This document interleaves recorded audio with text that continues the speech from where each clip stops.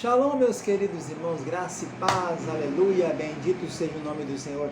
Estamos nós aqui diretamente do Centro de Cultura Bíblica Bereshit, em Lajinha, Minas Gerais. Nossa logomarca está aqui. E aqui sou eu, o Wilmar Sattler Merik Heller Kaiser. Nossa família Sattler está lá no Brasil desde 1837. Luteranos, protestantes e renovados. Em 1971, eu fui batizado com o Espírito Santo. Nesse Ministério Tabernáculo, onde estamos até hoje, 35 anos de ministério, e aqui com o Centro de Cultura Bereshit estamos desde 92, com os estudos da Palavra de Deus. Nosso objetivo é a Bíblia Sagrada. Estou lendo esse mês a Bíblia de Spurgeon, tá aí, ó, na nova versão transformadora. É importante lembrar a todos que precisamos de ler a Sagrada Escritura. Nosso curso, variados cursos temos aqui, mas o principal é o curso de Teologia Básico. Mas quando falamos em teologia, não estamos falando só de estudar a teologia em si. Estamos estudando Bíblia. Seria mais condizente de chamar o curso de Bibliologia. Nós temos aqui variados cursos. Temos o curso básico, o curso intermediário, o curso bacharelado livre, mestrado e doutorado, tanto em Gemátria, que estuda os números na Bíblia, como em Xirologia, que estuda cantares. Mas temos variados cursos. E todos os nossos vídeos, as vídeos aulas, estão disponíveis no nosso canal no YouTube, Seminário Teológico Bereshit, ou Baú do Escriba. Se você quiser fazer o curso regularmente, inscreva-se no canal, peça sua matrícula, pague a mensalidade e vai ter seu certificado. Se não, aproveite e divulgue nossos estudos. Nosso objetivo é Bíblia. O que está fora da Bíblia não pertence a nós. Nós estamos ministrando as aulas hoje de Etiologia Bíblica 4, a última parte da etiologia. O que é etiologia? Etiologia é o estudo dos usos e costumes. Não é doutrina, esse negócio de cortar cabelo, usar bigode, paletó rachado. Isso não tem nada a ver conosco aqui, não. Isso não é doutrina. Isso é uso e costume. Então, é preciso distinguir muito bem essas coisas. Doutrina é didática, são fundamentos, são pilares da Bíblia Sagrada, da fé cristã. Aqui nós estamos estudando uso e costume. Então, a igreja fulana tem um uso e costume, vamos respeitar aquela igreja. Se você não gosta daquilo, não fique lá. Vai para onde você gosta. Fique no local que te agrade, para servir ao Senhor de maneira eficaz e eficiente. Nós estamos estudando aqui a etiologia bíblica. São os usos e costumes da época de Jesus, da época de Abraão, da época dos juízes, da época dos reis, da monarquia, dos profetas. Então é o uso e costume da cultura da época. Cultura hebraica, cultura assíria, cultura babilônica, cultura egípcia, cultura greco-macedônica, cultura romana. E essas são as culturas daquele tempo. Nessa matéria de modelo número 4, volume 4, nós vamos estudar 5 grandes coisas aqui. Governo e sociedade juntos, como o povo se divertia com o lazer, o que era o lazer do povo, o descanso, religião daquele povo, religião da Assíria, religião dos egípcios, religião greco-macedônica, religião romana, religião dos judeus, as celebrações que existiam naquele tempo, como eles celebravam, quais eram as festas que tinham, as festas cananeias, as festas judaicas, as festas romanas, as festas gregas.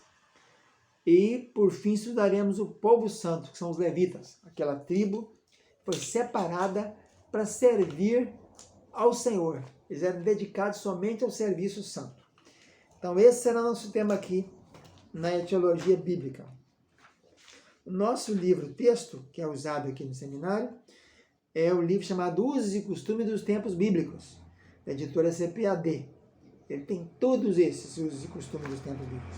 Então, sem delongas, vamos iniciar logo o nosso primeiro tópico, que é o governo e sociedade.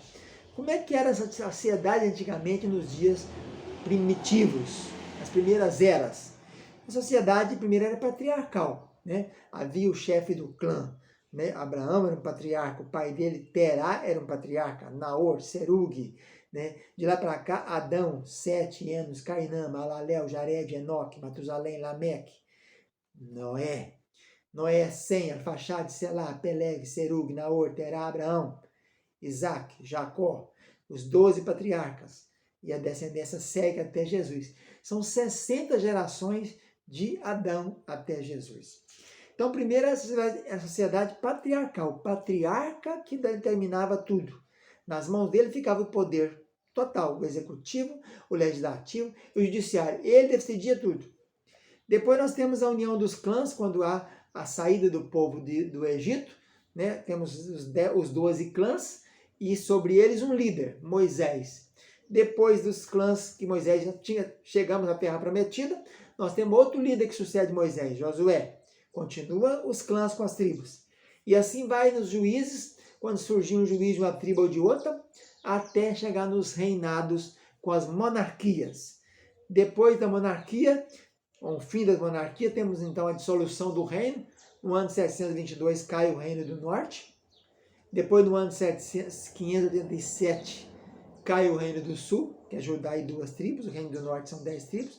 Aí nós temos alguns períodos onde eles são exilados. Depois tem o retorno dos exilados. Novamente começa o domínio sacerdotal. Nós temos o governador Zorobabel, Sesbazar, o sacerdote Josué, o retorno de Esdras, né? Depois vem o governo de Neemias. Depois nós temos um período que os sacerdotes dominam, no tempo dos Macabeus e até os dias de Jesus, quando nós já temos aí o governo, a sociedade já se mudou, porque quem está comandando já são o governo romano. Então a sociedade primitiva era na base dos anciãos, não é isso? Nós temos os patriarcas, os 12 patriarcas são chamados filhos de Jacó, os patriarcas Abraão, Isaac e Jacó, né? E então nós tínhamos, o clã era a família no hebraico mishpahat, que a maioria das vezes é traduzido como família, mas também traduzido como parentela e como tribos. Ali o mais velho era chamado Zaken, ou ancião. Então os anciãos eram os conselheiros, junto com o patriarca tinha os anciãos. E nesse tempo, então, nós tínhamos alguns componentes da sociedade. Quem era a sociedade daquela época? Tinha os anciãos, que eram os líderes, tinha os proprietários de terra, tinha os homens livres, tinha os escravos. Então, as categorias, Isaías 3:2 menciona também algumas categorias. Ele menciona valente, guerreiros, que é o exército, né? Juiz, que é uma categoria de magistrado, profeta, que ajudava o juiz, era evidente, ancião, que era o chefe do patriarcado, fala também de conselheiros, respeitáveis, adivinhos, tudo isso encontramos em Isaías 3:2. Então nós temos proprietários, chamados nobreza, né? Seriam os nobres.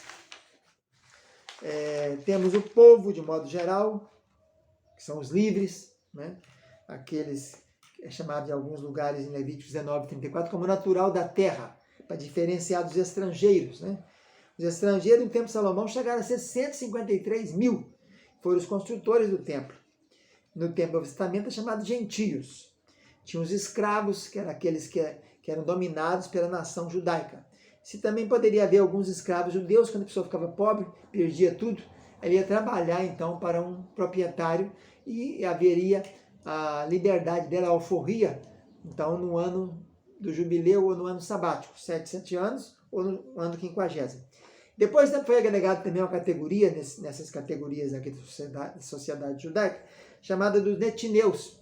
Esses netineus ou netilins eram aqueles ebionitas que enganaram Josué e os chefes das tribos, dizendo que era de longe e tal, e não foram mortos. Que a ordem era matar os girgazeus, os amorreus, os heveus, todos os zeus que tinham na terra, essas 7 nações poderosas que tinham ali.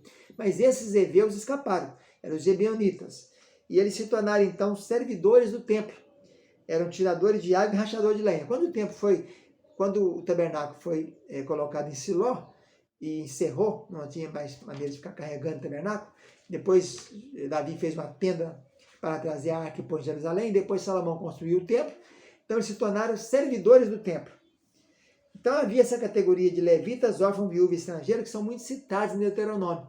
O Deuteronômio cita mais de 10 vezes. Cuidado com o órfão, viúvo e estrangeiro. Ajude o órfão, viúvo e estrangeiro. E também os levitas, porque os levitas não tiveram terra para eles, né? Eles foram distribuídos em 48 cidades de todas as 12 tribos.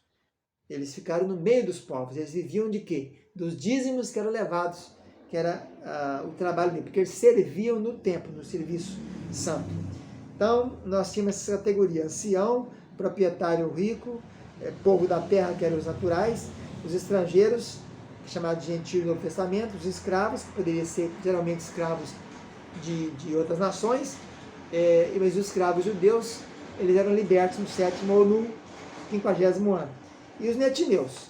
Essas então as categorias principais. Depois nós temos o tempo, depois na segunda fase da sociedade, nós vamos encontrar, depois do patriarcado, a divisão das tribos. Quando as tribos foram formadas, nós tínhamos as 12 tribos, cada tribo tinha um chefe de tribo, um líder de tribo, né? A gente vê várias relações desses líderes, quando manda, por exemplo, fazer os espias inspecionar a Terra Santa, Moisés escolhe alguns líderes de tribo e manda. Aqueles foram todos mortos, só escapou Josué e Caleb. Quando vai fazer o recenseamento, o primeiro recenseamento lá no Monte Sinai, depois de 90 dias que saíram, chegam no Sinai, do Êxodo, né?